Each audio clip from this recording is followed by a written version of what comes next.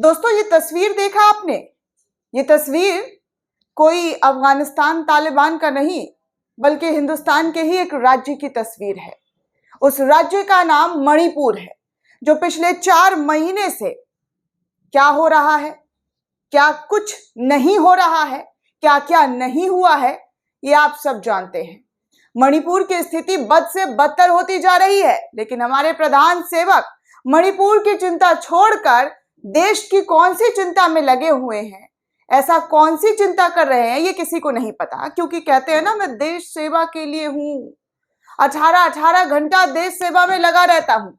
अब ये 18 घंटे कौन सी सेवा में है, कौन सी सेवा कर रहे हैं, किसके लिए कर रहे हैं, ये मुझे भी नहीं पता। क्योंकि अगर मणिपुर की हालात पर, जी हाँ, अगर मणिपुर की हालात पर जरा सी भी चिंता होती तो आज प्रधानमंत्री रैलियां नहीं कर रहे होते, सभाएं नहीं कर रहे होते, भाषण नहीं दे रहे होते, एक्शन ले रहे होते मणिपुर के अंदर। जिस तरीके से कभी पुलिस स्टेशन पर हमला करने उग्रवादी आते हैं, तो कभी अदालतों पर, तो कभी घरों में घुसकर, तो कभी आपस में ही पुलिस वाले एक दूसरे से लड़ते झगड़ते नजर आते हैं। ऐसी खबर नजर आती है कि आपस में पुलिस के जवान और सेना के जवान जो है वो एक दूसरे को मारने पीटने की धमकी देते हैं। अब मणिपुर से एक ऐसी तस्वीर आ रही है दोस्तों, जहां पर छात्र जो है वो लड़ते भिड़ते हुए नजर आ रहे हैं। 40 से ज्यादा छात्र घायल हो गए हैं, ऐसा खबरों की माने तो। सबसे पहले मैं मणिपुर की कुछ तस्वीरें आपको दिखाना चाहूंगी जो इस वक्त सोशल मीडिया पर वायरल है। वीडियो है दोस्तों, हालांकि वीडियो नहीं दिखा सकते हैं, वायलेंस का मामला इशू हो जाएगा, लेकिन तस्वीरों के माध्यम से अगर देखा जाए तो ये बहुत बुरी स्थिति हो रही है। फायरिंग हो रही है मणिपुर के अंदर, गोलियां चल रही है, लेकिन चुनावी जीवी चुनाव में व्यस्त हैं, दूसरी पार्टी को गरियाने में व्यस्त हैं, कोसने में व्यस्त हैं, ताकि चुनाव में भर भर कर वोट मिल जाए।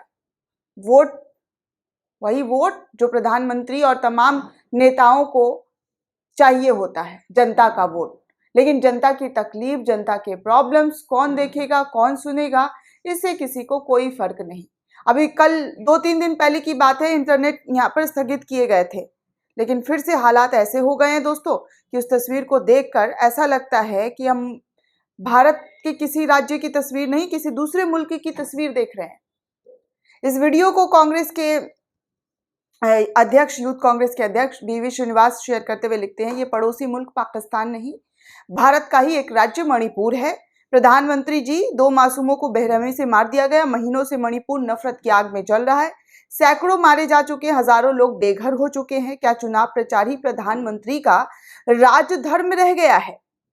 तो इन्होंने ये सवाल किया है। हालांकि ये लोग जो है राजनीति करते ही रहते हैं, सवाल इनका भी जायज है, क्योंकि 2 महीने और चुप्पी टूटने में लगे थे दोस्तों मणिपुर पर बोलने को। 2 मिनट बोला, उसके बाद तो फिर भूल ही गए कि मणिपुर भी कोई स्टेट है, मणिपुर भी कोई जगह है जहां पर उनको चिंता जाहिर करनी होगी।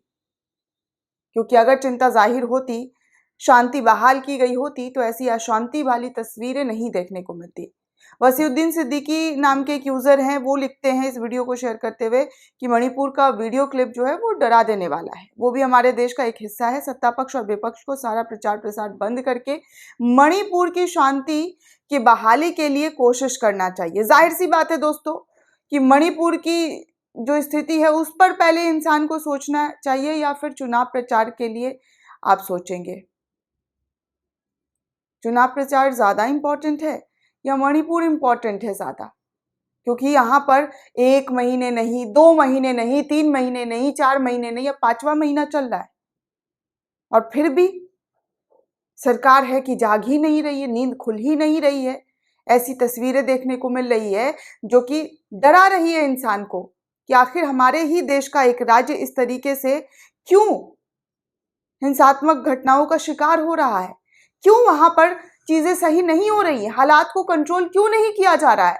ऐसे तो आप चाइना को लाल आंख दिखाते हैं, पाकिस्तान को सर्जिकल स्ट्राइक कर देते हैं, तो फिर अपने ही मणिपुर में शांति बहाल क्यों नहीं कर सकते? अगर चाहेगी कोई भी सरकार तो 1 घंटे के अंदर सब कुछ काबू और कंट्रोल में हो सकता है। लेकिन मणिपुर पिछले 4-5 महीने से किस तरीके से दिखाई दे रहा है आपके सामने है। मैं आपको दोस्तों पूरी खबर बता दूं कि हुआ क्या है फिर से एक बार। आज तक की खबर है, आज तक लिखता है कि मणिपुर में 2 छात्रों की हत्या के बाद फिर से तनाव, 5 दिन के लिए फिर से इंटरनेट सेवाएं बंद हो गई है। हर तरफ जहां पे भी हिंसा झड़प होती है आजकल इंटरनेट धड़ल्ले से बंद कर दिया जाता है ताकि वीडियो बाहर ना निकल सके। अगर आप शूट करने जाएंगे तो उल्टा आप पर ही एफआईआर कर दिया जाएगा। एडिटर एंड गिल्ड्स के साथ क्या हुआ आपको पता है। एफआईआर खुद सीएम साहब जो है उन्होंने कर दिया था मणिपुर के। वो तो भला हो सुप्रीम कोर्ट का कि उन्होंने हस्तक्षेप किया और अंतरिम जमानत दे दी, नहीं तो सच दिखाने पर भी आपको एफआईआर जेल के अंदर डाला जा सकता है। ये कोई नई बात नहीं है। खैर मैं आपको पूरी खबर बताती हूँ कि मणिपुर में जिस तरीके से हिंसा हुई और हिंसा के बाद अब जो है 2 दिन पहले इंटरनेट बहाल हुआ था, लेकिन फिर अब 5 दिन के लिए पाबंदी लगा दिया गया है। कल यानी कि मंगलवार को इम्फाल में 2 मैतेई छात्रों के शव की तस्वीर सोशल मीडिया पर खूब तेजी से वायरल हुई और बड़े पैमाने पर लोगों के अंदर आक्रोश फैल गया। इसके बाद मणिपुर सरकार ने राज्य में इंटरनेट सेवाओं को अस्थायी रूप से बंद करने का आदेश दे दिया। सरकार ने कहा है कि मणिपुर में मौजूदा कानून और व्यवस्था को स्थिति को देखते हुए राज्य सरकार व्हाट्सएप, फेसबुक, इंस्टाग्राम और ट्विटर जैसे सोशल मीडिया प्लेटफॉर्म के माध्यम से दुष्प्रचार, झूठी अफवाह और अन्य प्रकार की हिंसक गतिविधियों के प्रसार को बहुत गंभीरता से ले रही है। कानून व्यवस्था बिगाड़ने वाली हर गतिविधियों पर सरकार नजर बनाई हुई है, इसलिए ये जो है इंटरनेट को बंद कर दिया गया है ताकि ना खबर आ सकती है ना जा सकती है। जो वहां पर हो रहा है, जो झेल रहे हैं उनको ही बस झेलना पड़े, क्योंकि अगर वीडियो बाहर आती है तो सरकार की नाकामी सीधे तौर पर बाहर निकल कर आती है। नाकामी देखने को मिलती है कि कितने नाकाम जो है सरकार है, क्योंकि इतने महीनों से यहाँ पर शांति बहाल ही नहीं हो पाया है।